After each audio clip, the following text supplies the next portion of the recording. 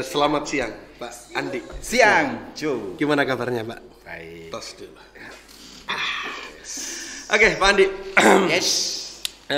Ini kita kan baru ketemu nih ya. Yes. Kita baru ketemu. Mudah-mudahan pertemuan kita membawa berkah kan gitu, Pak ya. Absolutely yes. Yes. Oke. Saya suka ini ngomong sama Pak Andi. Oh, iya. Jangankan kamu, Jo. Ya, jangankan kamu yang suka ketemu saya. Everybody kalau ketemu saya nyaman. Termasuk warga Jumanji. Oh, everything is okay. Everything is okay ya. Oke, jadi gini Pak, ini kan udah sekian lama kan saya baru ketemu jenengan ini kan baru tahun ini kan. Tahun-tahun sebelumnya kita nggak ketemu karena saya masih di Ukraina kan. Wes, mau jadi apa tuh? Pak Andi ini adalah pakar hukum gitu Pak ya. Jadi apapun dihukum. Wah, ini yang menarik ini. Ini ya. apapun dihukum. Kan? Iya. Nah sekarang pertanyaan paling sederhana gini Pak. Ini saya juga berada di lingkup sekolah. Gitu. Yes. Kenapa harus pilih hukum? Begini, Indonesia. Ini kalau ngomong normatifnya Indonesia itu adalah negara yang berdasarkan hukum. Semua ya kegiatan, perbuatan, apapun lah itu pasti akan dilandasi dengan apa yang namanya aturan.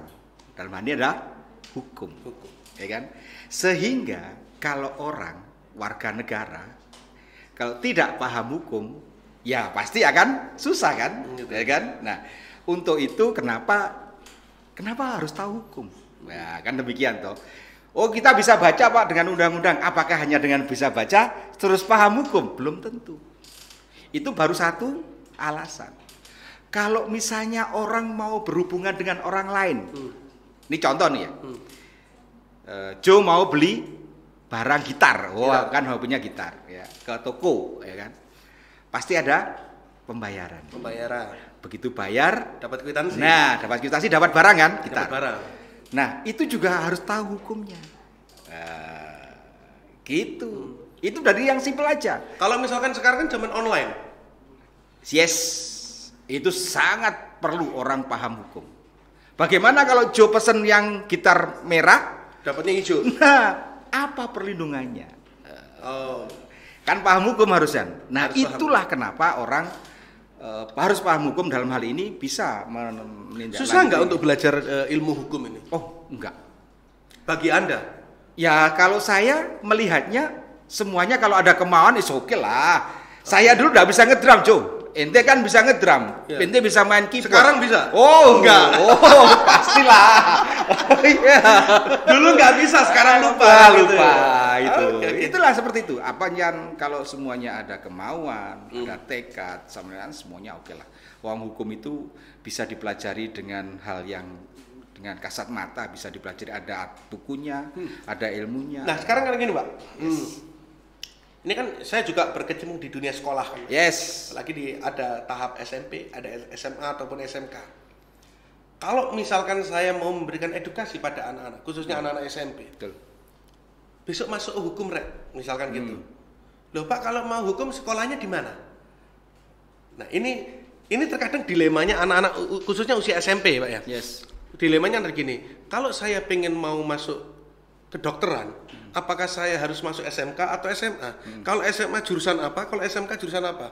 Begitu pula hukum. Yes. Apakah ada SMK khusus jurusan hukum atau memang semua jurusan boleh nanti kalau udah lulus masuk hukum? Kalau SMA ada IPA IPS. Ya, betul. Apakah boleh dari IPA ke masuk hukum atau hanya khusus IPS atau ada yang lain? Mungkin ada informasi seperti itu. Oke, Joe.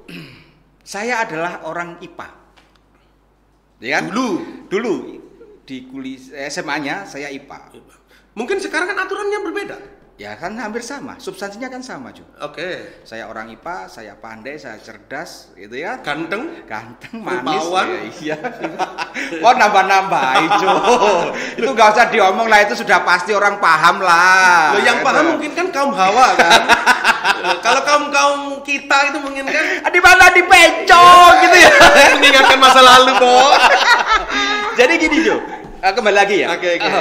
Yang namanya di mana hukum itu sekolah di SMA semua bisa, jurusan IPA atau IPS semuanya bisa.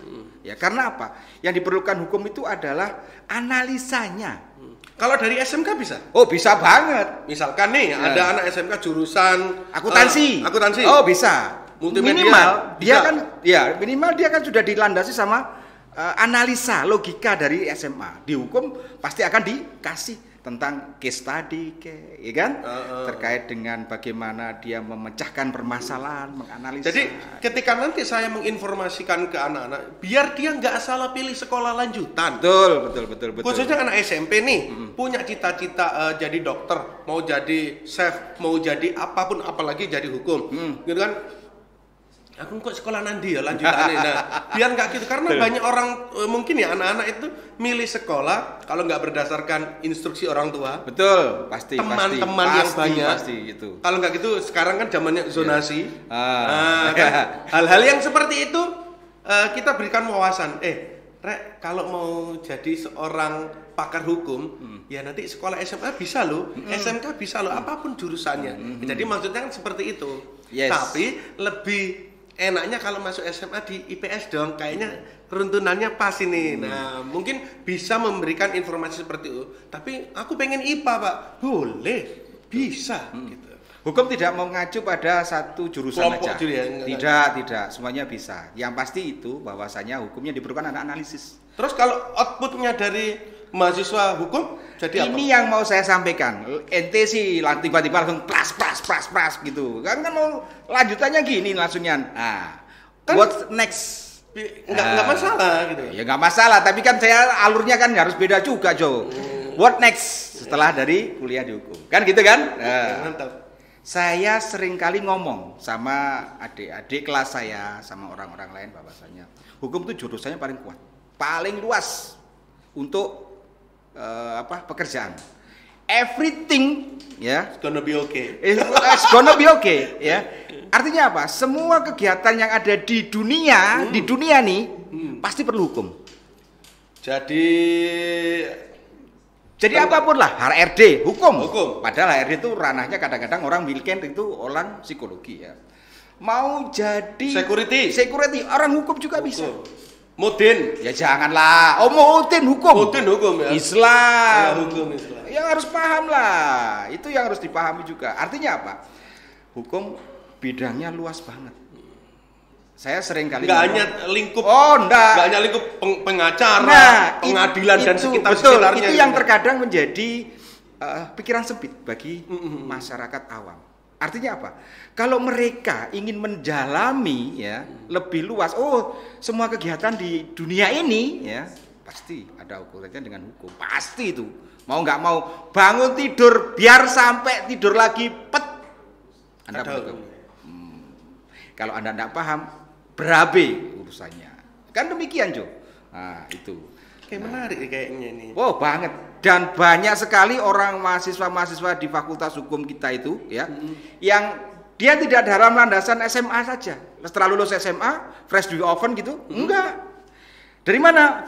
Saya lulusan dari Fakultas Teknik Industri, Pak. Saya lulusan dari Fakultas Ekonomi.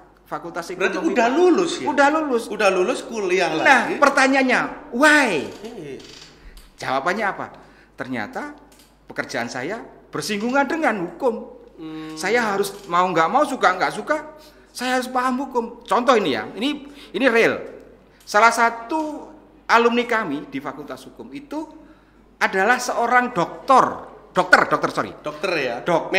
Medis. Dokter yang direktur rumah sakit. Sudah direktur, sudah dokter.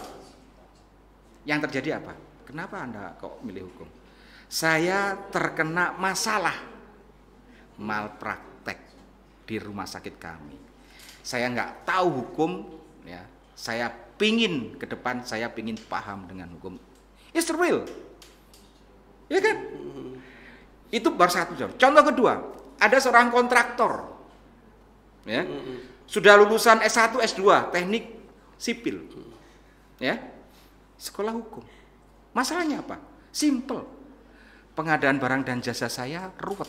Nah, saya kan sekarang kalau di dunia pendidikan kan di SMP aku itu menghadapi orang tua atau wali murid yang mereka mungkin pemahaman terkait dengan studi lanjutnya mungkin kurang atau belum update gitu ya. Jadi sekolah nang kono, ada pula yang ekstrim gini. Kalau kamu nggak bisa masuk sekolah itu nggak tak sekolah no kamu.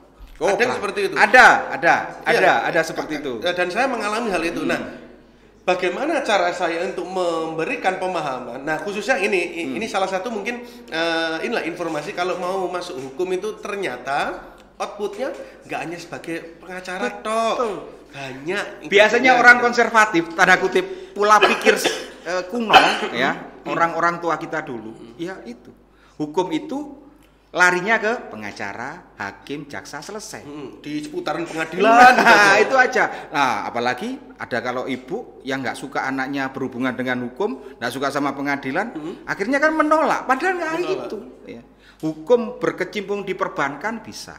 Hukum berkecimpung di bidang marketing bisa. Hukum berkecimpung di bidang seni pun juga bisa. Anda tahu yang namanya hak cipta. Hak cipta dulu. Keyboardis Karimata, aduh Chandra Darusman, piawai, musisi top, dia wakil Indonesia ke WIPO, World Intellectual Property Organization, ngurusi masalah hukum, hak cipta. Bayangin, orang seni, Chandra Darusman man, itu good man. Namanya kayak ini pengalaman baru dan juga ada informasi baru yang saya dapat dan mungkin ini akan menjadi sangat luar biasa, ini penting juga. Kalau gitu ya saya hanya bisa mengucapkan terima kasih sih sebenarnya. Saya juga terima kasih Jo, karena apa? Mungkin dengan seperti ini orang akan terbuka. Orang awam pasti akan melihat, oh ternyata hukum nggak sekecil itu, sesempit itu. Hukum bahkan saya sendiri melihatnya hukum adalah ruang lingkupnya hanya sekecil itu. Kalau pengen ke dunia pendidikan ya jadi dosen. Kalau di luar dunia pendidikan mungkin ya berkutat di dunia pengadilan gitu aja. Saya malah seorang dosen fakultas hukum yang tidak berkecimpung secara langsung di pengadilan. Saya malah beredar di mana-mana. Dan orang yang saya senangnya, saya bermanfaat bagi mereka semua. Mantap. Saya bermanfaat bagi masyarakat yang biasa, saya masyarakat yang miskin, masyarakat yang ingin berkembang, sama pemerintah saya juga sering berkoordinasi. Artinya apa? Ilmu saya, hukum, itu ternyata dipakai oleh mereka. Dan tidak hanya berkecimpung di bidang itu doang aja. Itu loh yang saya tekankan bahwa this is a life. Ya kan? Ini loh yang harus kita open your mind, open your eyes, ya kan? Nggak sesempit itu deh. Oke, kayaknya seru juga ini pembahasan kita. Jadi kita akan ketemu lagi ini kayaknya. Terima kasih udah mampir di podcast kami. Sip. Nanti saya akan bertemu lagi di lain kesempatan. Terima kasih Jo. Dengan nuansa gini. Besok kita bahas akiknya ya. Kalau mau tahu. Hukum juga ada. Kalau mau tahu berarti di episode selanjutnya aja. Yes. Oke, thank you. Thank you. Oke, terima kasih.